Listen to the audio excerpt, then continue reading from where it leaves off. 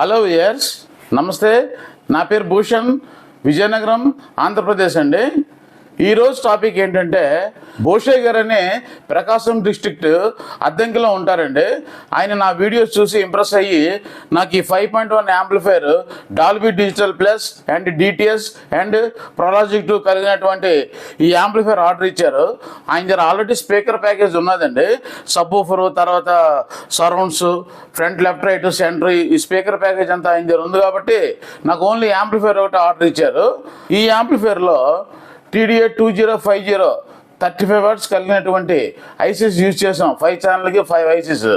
అలాగే 150 watts subwoofer యాంప్లిఫైర్కి transistorised mono amplifier use చేసామండి. Futek FT003 Dolby digital plus DTS ProLogic 2 కలిగినటువంటి decoder దీనికి యూజ్ చేసాము. జెమ్టెక్ 5.1 రిమోట్ కిట్ దీనికి మెర్జ్ చేసామండి ఫ్యూటెక్కి. ఇలాంటి యాంప్లిఫైర్స్ మీకు ఎవరికైనా కావాలంటే మమ్మల్ని కాంటాక్ట్ చేయండి.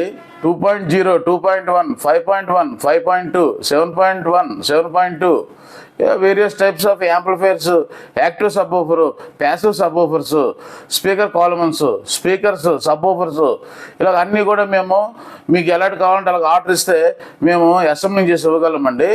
రూమ్ సైజుని బట్టి కస్టమర్స్ యాంప్లిఫైర్స్ అసెంబ్లింగ్ చేయించుకోవాలండి. అంతేగాని చిన్న రూమ్కి హై వాటేజ్, పెద్ద రూమ్కి లో వాటేజ్, ఇలా రకరకాలుగా చెప్తుంటారు కస్టమర్స్. కానీ రూమ్ సైజుని బట్టి యాంప్లిఫైర్ చేస్తే చాలా డైనమిక్గా, ఎక్స్ట్రీమ్గా ఉంటుందండి. చాలా బాగుంటుంది అన్నమాట.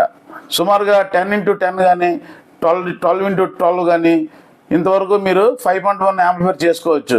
15/20 కానీ లేకపోతే 20/30 కానీ ఇలాగైతే 7.1, 7.2 వరకు వెళ్ళొచ్చు అనమాట. అలాగా రూమ్ సైజుని బట్టి మనము యాంప్లిఫైర్ అనేది సెలెక్ట్ చేసుకోవాలండి. అప్పుడే బాగుంటుంది, ఎఫెక్టివ్గా ఉంటుంది అనమాట. స్టూడెంట్స్కి కానీ, పిల్లలకి, అలాగే పెద్దవాళ్ళు కానీ సొంతంగా వాళ్ళ చేతులతో, స్వహస్తాలతో చేయాలని ఒక తపన ఉంటుందండి. Do it your self. అలా చేస్తే వాళ్ళకి సాటిస్ఫాక్షన్ ఉంటుంది. నేను నా సొంతంగా నేను అసెంబ్లింగ్ చేశాను కదా అన్నటువంటి సాటిస్ఫాక్షన్ ఉంటుంది. అందుచేత నా బిఫోర్ వీడియోస్ మీరు చూసారనుకోండి, అర్థమవుతుంది. ఎవరికంటే ఆల్రెడీ కొంత నాలెడ్జ్ ఉండాలండి.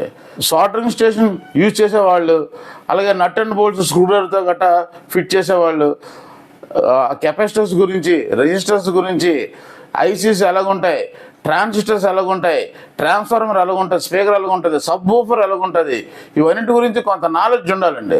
అలాంటి వాళ్ళు బిఫోర్ వీడియోస్ నాకు చూస్తే బాగా అండర్స్టాండ్ అవుతుందండి. కానీ నాలెడ్జ్ ఉండాలి కొంచెం. ఈ యాంప్లిఫైర్ ఇది సబ్ వూఫర్ గెయిన్ కంట్రోల్ అండి. ఇది USB పోర్ట్. ఈ డిస్ప్లే చూపిస్తుంది. USB అండ్ బ్లూటూత్ డిస్ప్లే ఇది చూపిస్తుంది. ఇదేమో మాస్టర్ కంట్రోల్ ఇది. అలాగే ఇది అవుజా స్విచ్, కాస్ట్లీది అనమాట.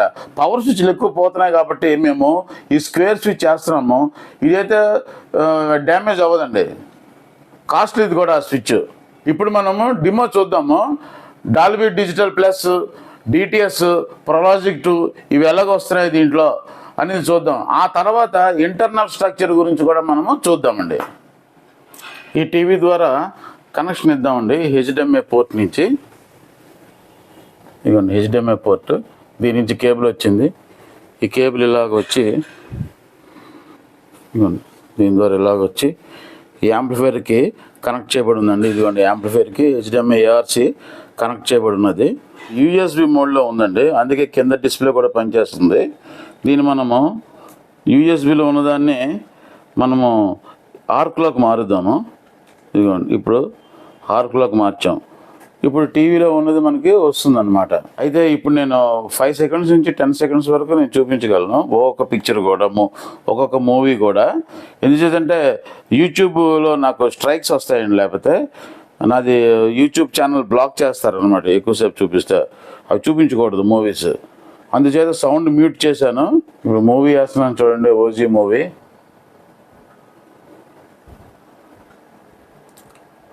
అది ఏంటో అనేది ఇక్కడ చెప్తుందండి. చూడండి, డాల్బీ డిజిటల్ చూపిస్తుంది. అంటే డాల్బీ డిజిటల్లో ప్లే అవుతుంది అనమాట. అది ఏదైనా సరే డిటిఎస్ ఫార్మాట్ వేసాం అనుకోండి, డిటిఎస్ అని చెప్తుంది. డాల్బీ డిజిటల్ వేసాం అనుకోండి, డాల్బీ డిజిటల్ లైట్ వెలుగుతుంది అనమాట.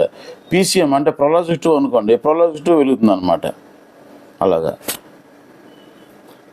ఇక్కడ నేను యూఎస్బిలోకి మార్చాను అనుకోండి, ఇక యూఎస్బిలోకి మారుస్తాను చూడండి, అప్పుడు కింద డిస్ప్లే ఆన్ అవుతుంది. అప్పుడు ఇక్కడ ఏమి కూడా మనకి రాదు. చూసారా, ఇక్కడ ఏ లైట్ వెలగటం లేదు.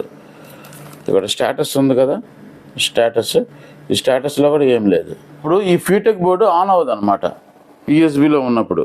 మళ్ళీ ఆర్క్లో పెడదాం. ఇప్పుడు ఆర్క్లో ఉంది కదా, రిమోట్లో నొక్కేమనుకోండి, ఒకసారి ప్రెస్ చేస్తే ఆక్సిలరీలోకి వెళ్తుంది, ఇంకోసారి ప్రెస్ చేస్తే ఆప్టికల్లోకి వెళ్తుంది, ఇంకోసారి మళ్ళీ ఈ బటన్ నొక్కితే కోయాక్సిల్లోకి వెళ్తుంది, ఇంకోసారి నొక్కితే మళ్ళీ ఆర్క్లోకి వస్తుంది. ఇప్పుడు ఇంకొక మూవీ వేద్దామండి. ఈ మూవీ దేంట్లో ఉందని మనం చూద్దాము. ఇదిగోండి, డిటిఎస్ ఫార్మేట్లో ఉన్నది చూడండి, డిటిఎస్లోకి వచ్చింది. ముందు డాల్బీ డిజిటల్లో ఉండేది ఇందులో ఓజీ వేసినప్పుడు, ఇప్పుడు డిటిఎస్లోకి మారింది. ఇప్పుడు ఇంకొక మూవీ వేసానండి. ఈ మూవీ వేసినప్పుడు ఏంటి వస్తుందో చూద్దాం.